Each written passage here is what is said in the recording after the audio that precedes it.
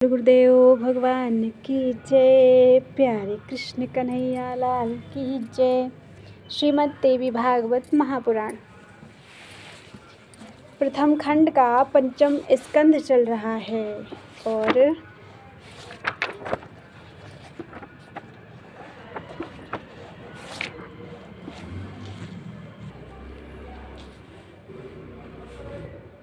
इक्कीस अध्याय पूरे हो चुके हैं। आज 22वां अध्याय। अथ द्वाविंशो अध्याय। देवताओं द्वारा भगवती की स्तुति और उनका प्राकट्य। व्यास जी बोले, हे नृपश्रेष्ठ, सभी देवता पराजित हो गए। इसके बाद शुंभ राज्य पर शासन करने लगा। इस प्रकार 1000 वर्ष व्यतीत हो गए। तत्पश्चात राज्युत होने के कारण देवता महान दुस्सह चिंता में पड़ गए। दुख से व्याकुल हुए वे देवता गुरु बृहस्पति से आदर पूर्वक पूछने लगे, हे गुरु, अब हम क्या करें? आप हमें बताएं। आप सर्वज्ञ महामुनि हैं। हे महाभाग, दुख की निवृत्ति का उपाय भी तो होता है। हजारों ऐसे वैदिक मंत्र हैं जो उपचारों से परिपूर्ण हैं और सभी मनोरथ पूर्ण करने वाले हैं। सूत्रों ने उनका भली भांति निदर्शन भी किया है।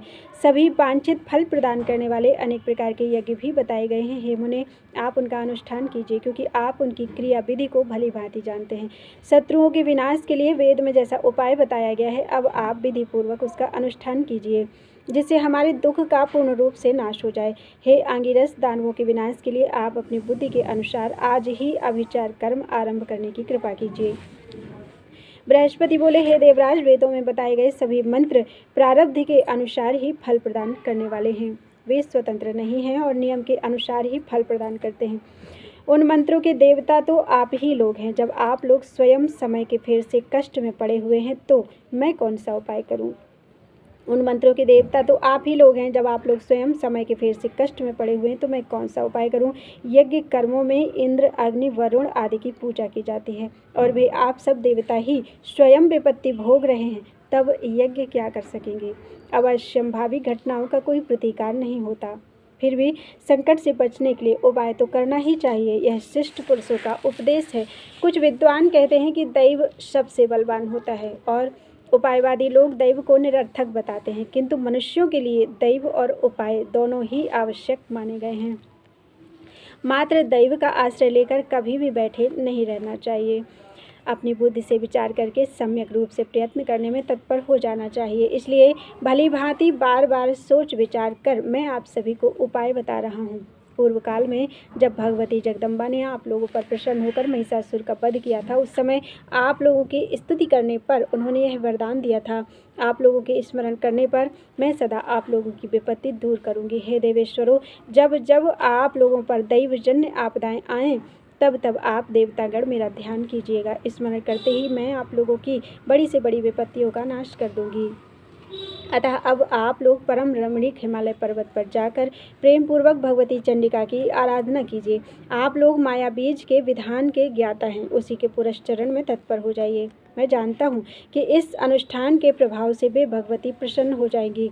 अब आप लोगों के दुख का अंत दिखाई पड़ रहा है, इसमें संदेह नहीं है। मैंने सुना है कि वे भगवती उस हिमालय पर्वत पर सदा विराजमान रहती हैं। उनकी स्तुति तथा विधिवत पूजा करने पर वे शीघ्र ही आप लोगों को वांछित फल प्रदान करेंगी। अतः हे देवताओं, आप लोग दृढ़ निश्चय करके हिमालय पर्वत पर जाइए। वे भगवती आप लोगों का कार्य अवश्य सिद्ध कर देंगी। व्यास जी बोले, हे महाराज, उनका वचन सुनकर देवता हिमालय पर्वत पर चले गए। वहाँ देवी के ध्यान में लीन होकर एकाग्र मन से निरंतर माया बीज मंत्र का जप करते हुए उन सब देवताओं ने भक्तों के लिए अभयदायिनी महामाया भगवती को प्रणाम किया और पूर्ण भक्ति से युक्त होकर स्तोत्र मंत्रों से वे इस प्रकार उनकी स्तुति करने लगीं। हे विश्वेश्वरी, हे प्राणों की स्वामिनी, सदा आनंद रूप में रहने वाली तथा देवताओं को आनंद प्रदान करने वाली हे देवी, आपको नमस्कार है।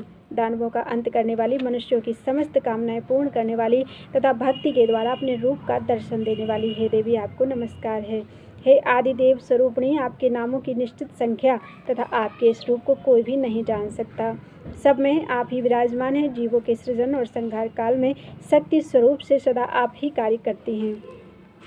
आप ही स्मृति, धृति, बुद्धि, जरा, पुष्टि, तुष्टि, धृति, कांति, शांति, सुविद्या, सुलक्ष्मी, गति, कीर्ति, मेधा और विश्व की पुरातन मूल प्रकृति हैं। आप जिस समय जिन स्वरूपों से देवताओं का कार्य संपन्न करते हैं, हम शांति के लिए आपके उन स्वरूपों को नमस्कार करते हैं। आप ही क्षमा, योग निद्रा, दया तथा विवक्षा इन कल्याणकारी रूपों से सभी जीवों में निवास करते हैं। पूर्व काल में आपने हम देवताओं का कार्य किया था, जो महान शत्रु मदान्ध महिषासुर का वध कर डाला था। हे देवी, सभी देवताओं पर आपकी दया सदैव रहती है। आपकी दया पूर्ण प्रसिद्ध है और पुराणों तथा वेदों में भी उसका वर्णन किया गया है। इसमें आश्चर्य की क्या बात, क्योंकि माता प्रसन्नता पूर्वक सम्यक प्रकार से अपने पुत्र का पालन पोषण करती ही है, क्योंकि आप देवताओं की जननी हैं। अतः उनका सहायक बनकर एकाग्र मन से हम लोगों का संपूर्ण कार्य संपन्न करें। हे देवी, हे विश्ववंदे, हम लोग न आपके गुणों की सीमा जानते हैं और न आपका स्वरूप ही जानते हैं। अतः रक्षा करने में समर्थ हे देवी, हमें केवल अपना कृपा पात्र मानकर आप भयों से निरंतर हमारी रक्षा करती रहें।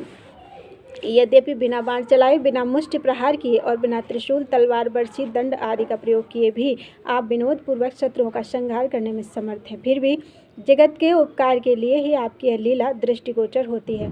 आपका यह रूप सनातन है, इस रहस्य को अविवेकी लोग नहीं जानते हैं। हे माता, बिना कारण के कोई कार्य नहीं होता।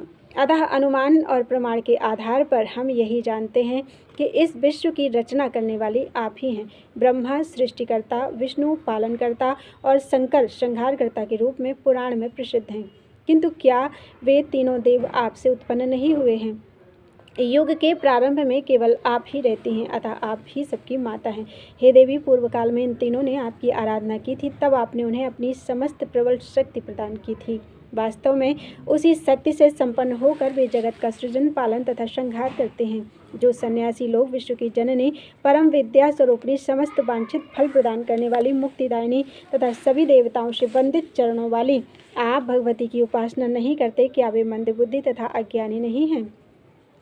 विष्णु, शिव तथा सूर्य की आराधना करने वाले जो लोग कमला, लज्जा, कांति, स्थिति, कीर्ति और पुष्टि नामों से विख्यात आप भगवती का ध्यान नहीं करते हैं, वे निश्चित रूप से दंभी प्रतीत होते हैं। विष्णु और शंकर आदि श्रेष्ठ देवता तथा असुर भी आपकी पूजा करते हैं। अतः हे माता, इस जगत में जो मंदबुद्धि मनुष्य आपकी आराधना नहीं करते, निश्चय ही विधाता ने उन्हें ठग लिया है।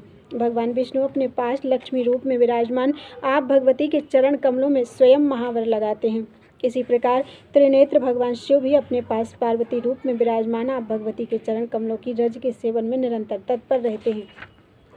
तब अन्य मनुष्य की बात ही क्या है? आपके चरण कमलों की आराधना कौन नहीं करते? घर गृहस्थी से विरक्त बुद्धिमान मुनिगण भी दया और क्षमा रूप में प्रतिष्ठित आप भगवती की उपासना करते हैं। हे देवी, जो लोग आपके चरणों की उपासना में संलग्न नहीं रहते, उन्हें निश्चय ही इस संसार रूप अगाध कूप में गिरना पड़ता है। वे पतित लोग कुष्ठ, गुल्म और सिरो रोग से ग्रस्त रहते हैं, दरिद्रता तथा दीनता से युक्त रहते हैं और सुखों से सदा वंचित रहते हैं। हे माता, धन और स्त्री से रहित जो मनुष्य लकड़ी का बोझ ढोने और तृण आदि का वहन करने में लगे हैं, उनके विषय में हम तो यही समझते हैं कि उन मंदबुद्धि मनुष्यों ने पूर्व जन्म में आपके चरणों की उपासना कभी नहीं की। व्यास जी बोले, इस प्रकार समस्त देवताओं की स्तुति करने पर अंबिका करुणा से ओतप्रोत होकर तुरंत प्रकट हो गई। उस समय वे भगवती रूप तथा यौवन से संपन्न थी। उन्होंने दिव्य वस्त्र धारण कर रखा था। वे अलौकिक आभूषणों से अलंकृत थीं, दिव्य मालाओं से सुशोभित हो रही थी, दिव्य चंदन से अनुलिप्त थी, जगत को मोहित कर देने वाले सौंदर्य से संपन्न थी और समस्त शुभ लक्षणों से समन्वित थी। इस प्रकार अद्वितीय स्वरूप वाली वे भगवती देवताओं के समक्ष प्रकट हुई। दिव्य रूप धारण करने वाली तथा विश्व को मोह लेने में समर्थ, कामदेव को भी मोहित करने वाली वे भगवती गंगा में स्नान करने की अभिलाषा से पर्वत की कंदरा से बाहर निकली थी। कोकिल के समान मधुर बोलने वाली भगवती प्रेम पूर्ण भाव से मुस्कुराकर स्तुति करने में संलग्न देवताओं से मेघ के समान गंभीर वाणी में कहने लगी। देवी बोली, हे श्रेष्ठ देवतागण, आप लोग यहाँ पर इतनी बड़ी स्तुति किस लिए कर रहे हैं? आप लोग इस प्रकार चिंता से व्याकुल क्यों हैं? मुझे अपना कार्य बताइए। व्यास जी बोले, भगवती का यह वचन सुनकर उनके रूप वैभव से मोहित श्रेष्ठ देवताओं का हृदय उत्साह से परिपूर्ण हो गया, जिससे वे प्रेम पूर्वक उनसे कहने लगे। देवता बोले, जगत को नियंत्रण में रखने वाली हे देवी, हम आपकी स्तुति कर रहे हैं, हम आपके शरणागत हैं। हे कृपा सिंधु, दैत्यों से सताए गए हम देवताओं की संपूर्ण दुखों से रक्षा कीजिए। हे महादेवी, पूर्व काल में देवताओं के लिए कंटक बने महिषासुर का वध करके आपने हमें वर प्रदान किया था। आप लोग संकट में मुझे सदा याद कीजिएगा। स्मरण करते ही मैं दैत्यों के द्वारा आप लोगों को पहुंचाई गई पीड़ा का निसंदेह नाश कर दूंगी। हे देवी, इसीलिए हम लोगों ने आपका स्मरण किया। इस समय शुंभ और निशुंभ नामक 2 दानव उत्पन्न हुए हैं, जो देखने में महाभयंकर हैं। वे हमारे कार्यों में विघ्न डाला करते हैं। वे पुरुषों से सर्वथा अवध्य हैं। ऐसे ही बलशाली दानव रक्तबीज तथा चंड और मुंड भी हैं। इन सभी अन्य महाबली दानवों ने हम देवताओं का राज्य छीन लिया है। हे महाबले, हम लोगों का दूसरा कोई अवलंब नहीं है, एकमात्र आप ही हमारी शरण है। हे सुमध्य में आप दुखित देवताओं का कार्य सिद्ध करें। देवता आपके चरणों की उपासना में सदैव संलग्न रहते हैं। इस समय वे सब महान बलशाली हैं, दैत्यों के द्वारा विपत्ति में डाल दिए गए हैं। अतः हे देवी, आप उन भक्तिपरायण देवताओं को दुख रहित कर दीजिए। हे माता, आप दुखित देवताओं का आश्रय बन जाइए। हे देवी, युग के आरंभ में इस विश्व की रचना आप भगवती ने स्वयं की थी। यह जानकर आप इस समय संपूर्ण भूमंडल की रक्षा करें। हे जननी, हे माता, अपने बल से मदान्वित तथा अभिमान में चूर दानव जगत में लोगों को पीड़ित कर रहे हैं। इति श्रीमद्देवी भागवते महापुराणे अष्टादशसहस्रयां संहितायां पंचम स्कंधे देवकृत देव्याराधन वर्णनम नाम 22 अध्याय। बोलो वृंदावन बिहारी लाल की जय। एक तो फोटो तो दे दो, अच्छे अच्छे अच्छे वृंदावन बिहारी लाल की जय।